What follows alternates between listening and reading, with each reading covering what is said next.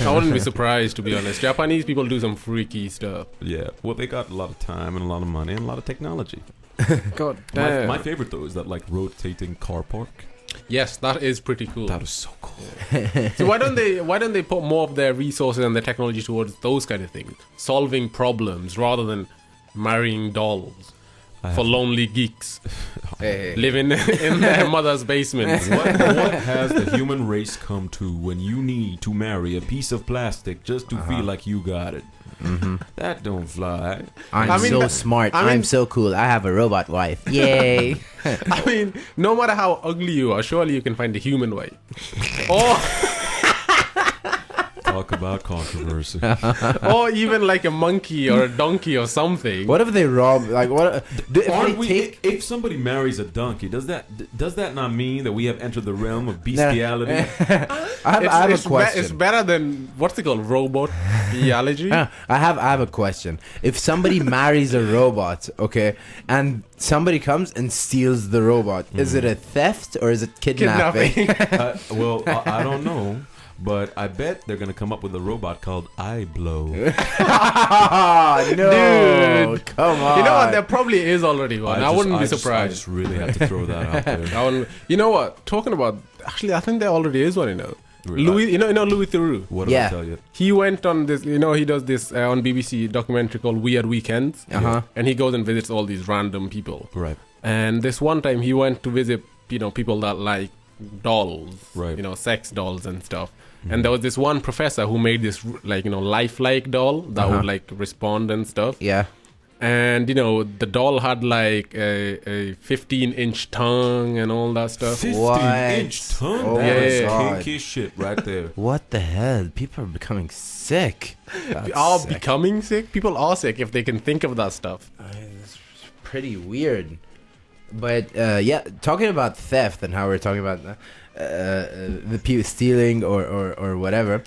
The police in Surrey apparently warned this guy after there was a string of robberies in his tool shed. Okay. They advised him to put up a sign on his tool shed saying that robbers will get listen to this. This is funny. They'll get electrocuted if they try to pinch his valuable equipment. Imagine the police telling you to tell that to people.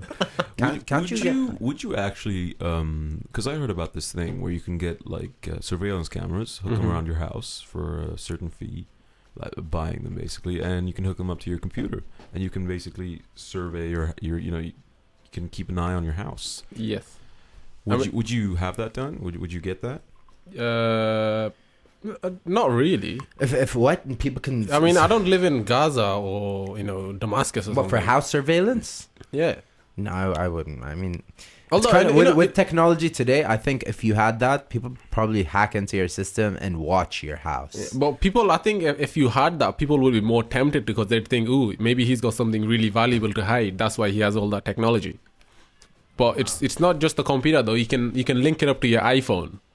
So you can view what's going on the cameras around your house from another part of the world on your iPhone. I actually think that's a pretty good idea. I mean, in some areas that's necessary. You do need to keep an eye on your house and your belongings. I know in some areas it is, but if you move into those areas, then it's kind of your fault.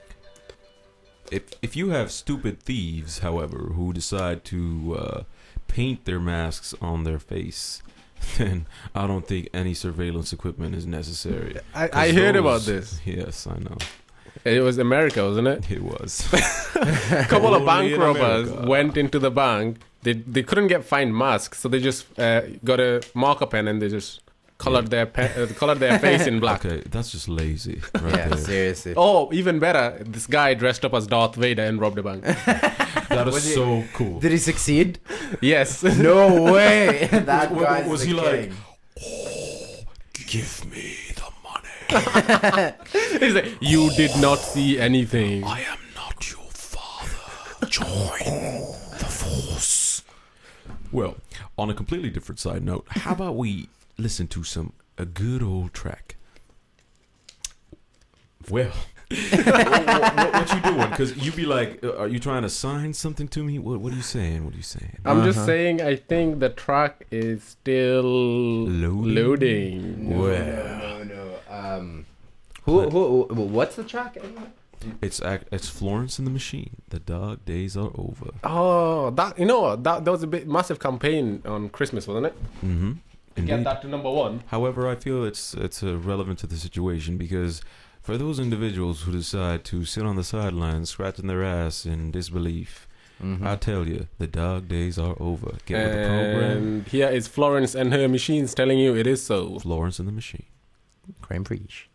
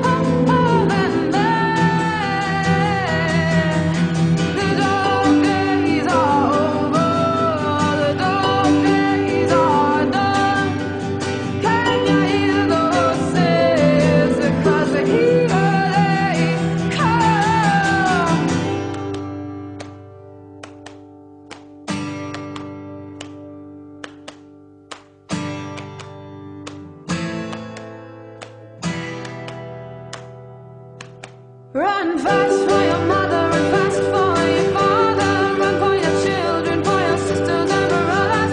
Leave all your love and your longing behind. You can't carry it with you if you want to survive. The dog days are over, the dog days are done. Can you hear the horses? 'Cause here they come.